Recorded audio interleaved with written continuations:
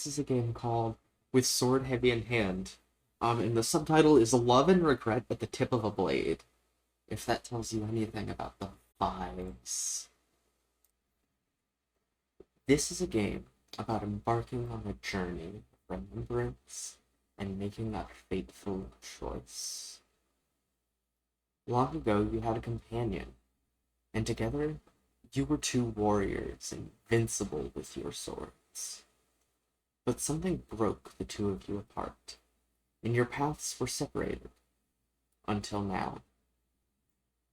You have been tasked to stop your former companion and their plans for destruction, even if they must fall to your blade. What places will you pass through on your journey to find them? What memories will you unearth? And what will you say and do when you finally see them again? That's the pitch for this game. And of course the setup is in fact the creation of the two characters. Let's start with my character by answering 4 questions, and then we're going to answer 4 questions for my companion, or former companion, rather. The first question would be simple if I could name things, because it's really just what is your name? And for the sake of not naming another character Sam, but also not being too terribly creative, this is going to be Wren Mourningsong.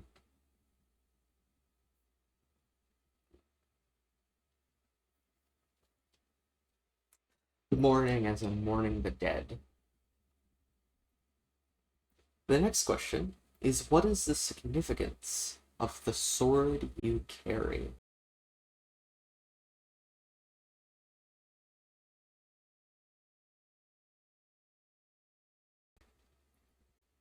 And I think it's a sword that gets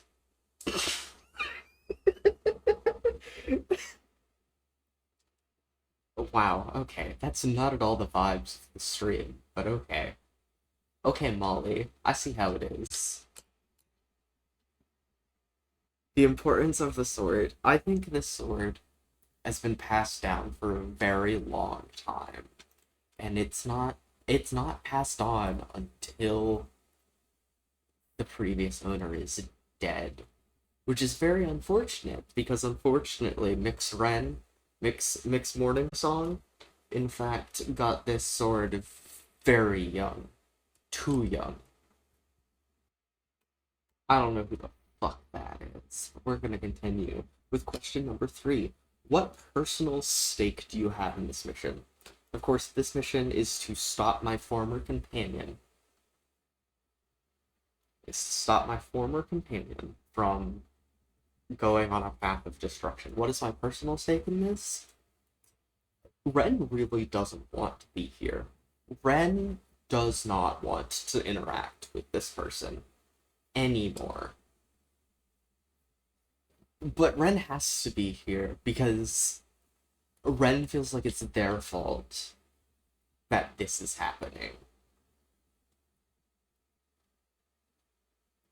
Wren feels personally responsible for this rampage.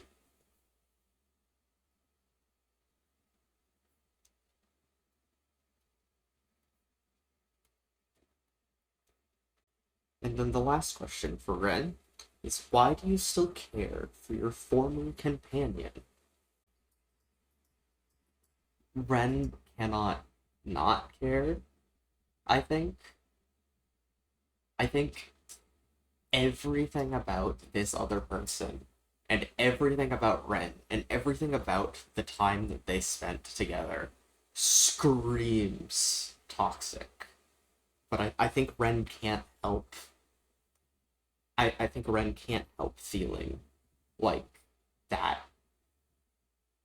Wren cares. Wren cares and can't help it. Okay? I'm getting too into this. I haven't even created this other person. I'm like, Wren cares so much for No reason. Dang. That's kinda really cool, actually.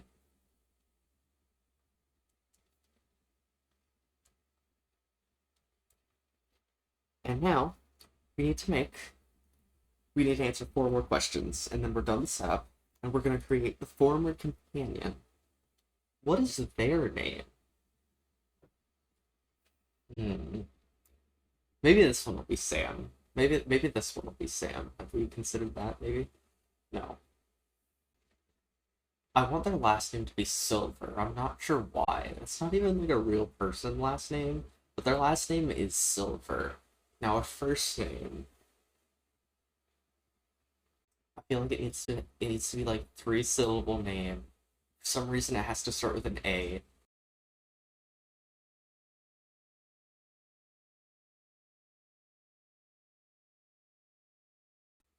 This is going to be Adrien Silver, which Adrien, that is three syllables, in case you were wondering. I was wondering for a little bit, but of course. This is Adrien Silver. And of course, the first question, and one of the most important, is what relationship did you have with them?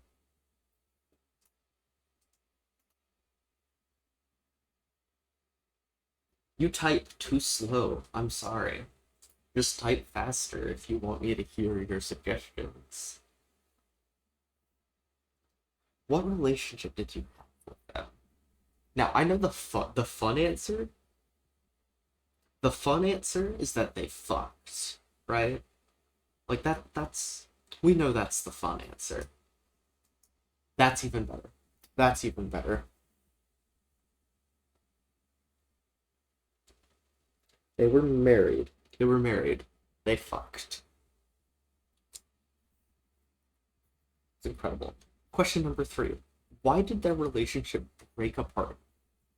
Why are they divorced? Why are they divorced? Um, and then why must they be stopped? Those are the last two questions. Pet cemetery? Do you want a pet cemetery this?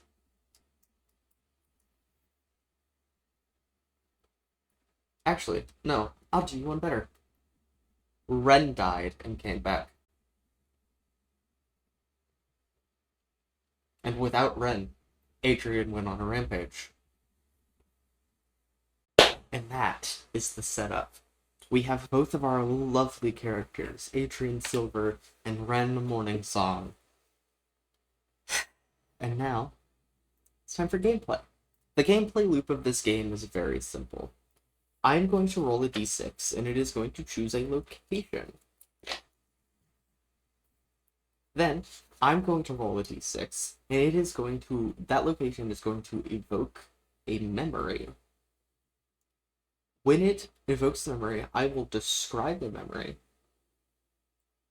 and I will answer two questions on this list. And then, after we do that six times,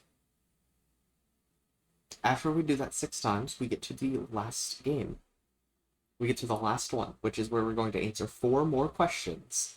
We're going to decide whether Wren kills Adrien.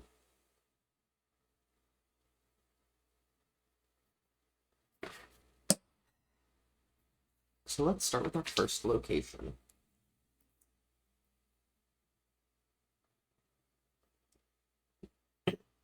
We're going to roll a d6 on this lovely little thing right here. And we got a 1. So the location that I arrive in is a valley of ever-blooming flowers. Go ahead and pick the type of flower while I go over and look at the memories.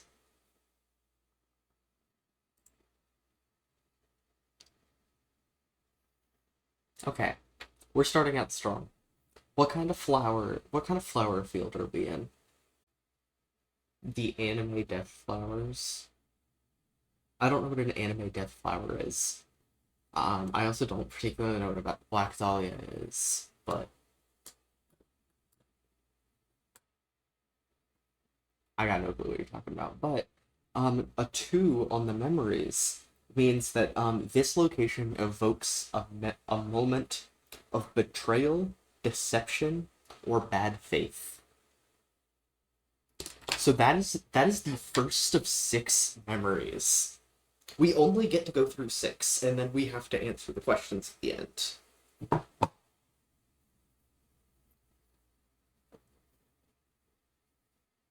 Red spider lily? Okay.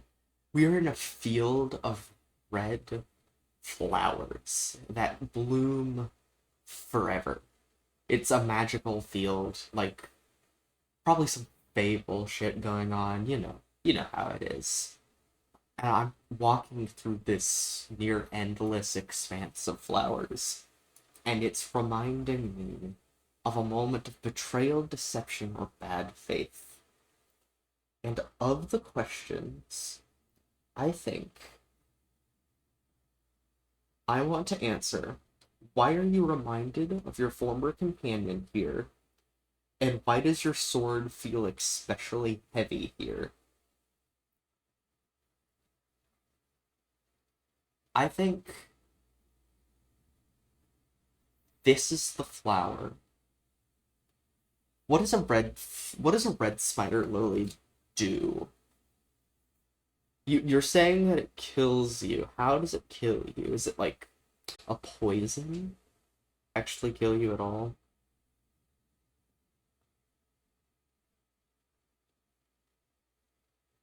Although actually, I don't think it matters. Because the intent I think the intent behind it matters more for magic. And I think the intent of Adrien taking this flower and using its essence to coat his blade was a ritual. I think he enjoyed its connotations of death to the point that he made them real.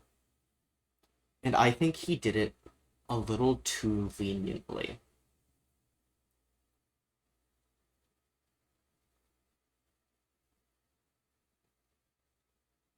And I think my sword is heavy here because it's drawn to these flowers. I think I used to do it with him. He would get me to he would come over and he would put that magic, that essence of death into my blade, and now it's used to it, it's hungry for it. My blade is drawing itself towards these flowers as I continue to walk through, remembering how it feels to bring death.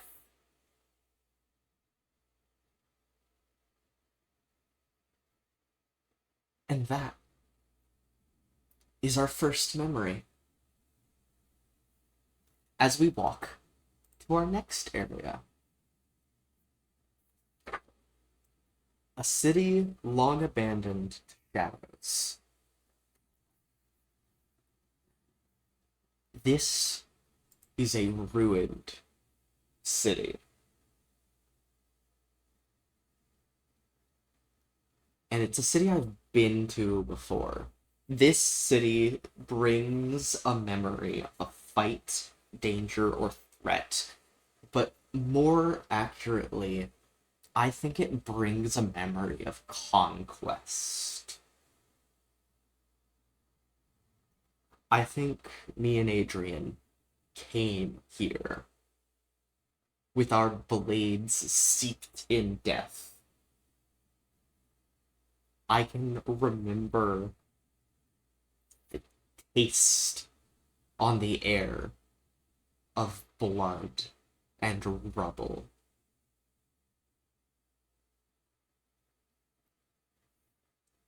And I can almost hear the ghosts of everything I did here. I think I feel for maybe the first time, or not the first time, but first time so strongly I feel a regret for the things we did when we were together. I regret letting Adrien push me to do things that I knew I shouldn't. And I regret doing those things for the sake of him. And I can still smell and taste the copper of their blood on the air, and I can hear their dying breaths echoing through the bones of this place as I continue. And that is our second memory.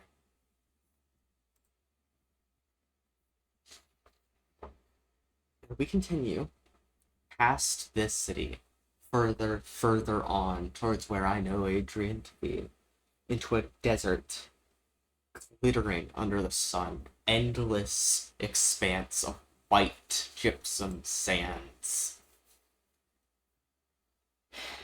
And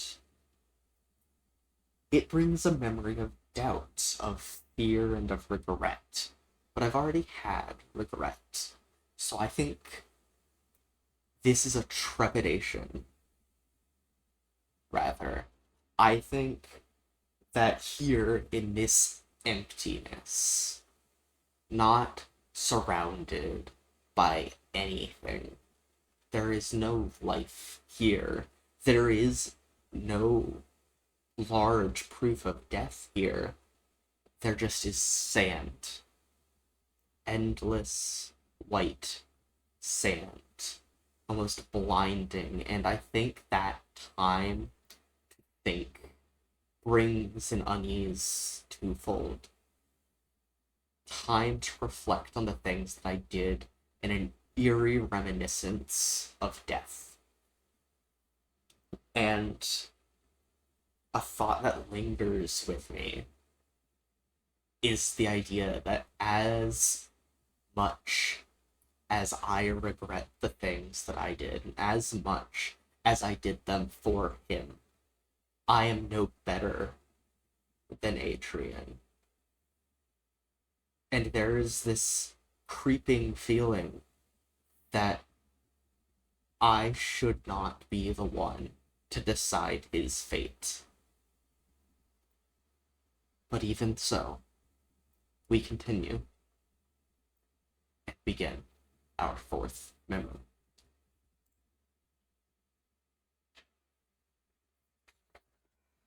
Okay, let's pick a different flower, because we are in another valley of flowers. Let us pick a different one. As fear, doubt, and regret continues. Yeah, this time it's the dahlias, and this fear is different. This is a painful reminder of how I died.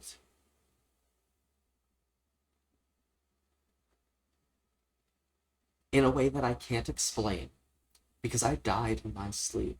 I fear these flowers.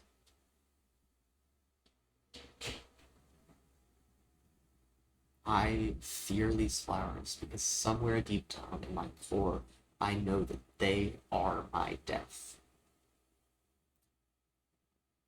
But there's a comfort there, too. The comfort in knowing what happens in death. I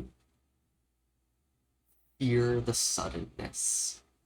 I fear the connotation, but I do not fear death anymore. I've been there. So I'm left confused, comforted by this thing that sets such unease in the pit of my stomach. And I think I pick one. Pocket it. And continue on to our fifth memory.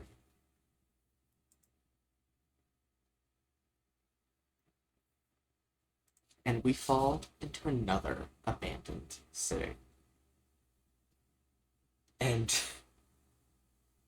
more doubt seeps in.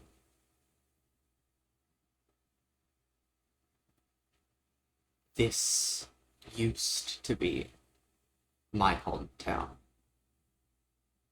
I so strongly wish I didn't have to be here. As painful as the reminder of the things that I had done were, it pales in comparison in the face of what I did first.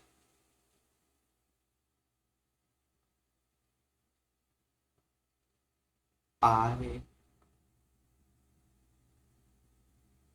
can't blame this on Adrien, and I think that scares me because it's a painful reminder that I do not deserve to think of myself better than him.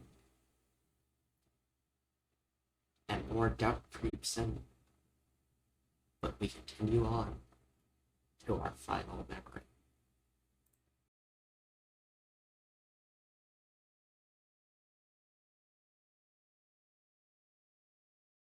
And we arrived cliffside. The sun is setting. And I look off the edge of the cliff towards the setting sun.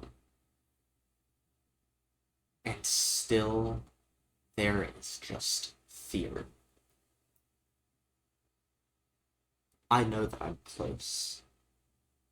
I can see the smoke of his campfire down the cliff as I stand on the edge looking at the person who used to be the most important to me.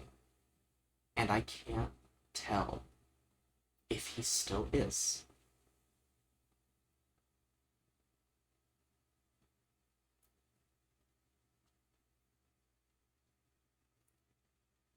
And it takes every ounce of my being to continue at this point of no return, to go down this cliffside into what feels like can only end in death.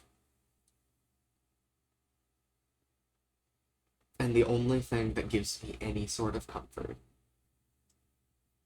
is the knowledge for when I died that what happens after death will give justice.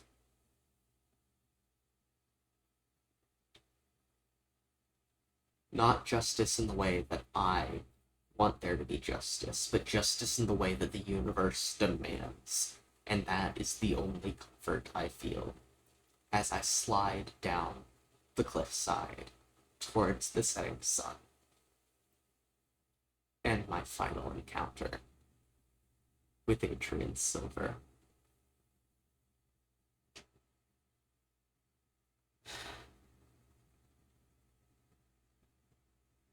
There are 4 more questions. Where do you find your former companion waiting for you? He does not run. As I slide down this cliff, he does not run as I walk through this open field towards him and his fire. He does not stand when I arrive. He just watches with a shock at my living and a fear of the dullness in my eyes. What do you feel upon seeing them? I don't know. Everything. Nothing. A joy at reunion, a love that never died, a fear at the monster that I am and that he is. a sadness at what he became because of me, and a hatred of him for thinking that that's what I wanted, and a hatred of myself for having been a person who would have wanted that of him, and a profound lostness. I love him. I love him with every fiber of my being. I love him even more than. But I should hate him. And I do, I think, in that quiet way that lives in the back of your head. That quiet way that makes you scream internally forever. I hate him. I hate him. I hate him. I hate him. I hate him. And I just want him to give me a hug. I just want him to tell him it's alright. I hate him with every fiber of my being, but I yearn for the comfort I know he could give me. And I fall to my knees on the other side of this fire. What memory of your journey and your relationship do you share with them? I think I say all of it. I think my emotions spill out of the dagger wound in my back that led to my death, coated with the venom and magic and death of the Dahlias, and I just sob black tears of emotion and fear, love and death and pain. I spill my agony at every memory I have into him, and he cannot move. He doesn't know what to feel either. And I pour myself out across this fire, and I. Do you raise your blade? No. I pour myself out. I fade as a ghost, a spirit, a revenant ghoul. I complete what I was meant to do, what's holding me in this mortal coil, and I fall through the flames. And my last act is to grab the front of his shirt and pull him with me. In the end, there is nothing but smoldering bone and two lone blades.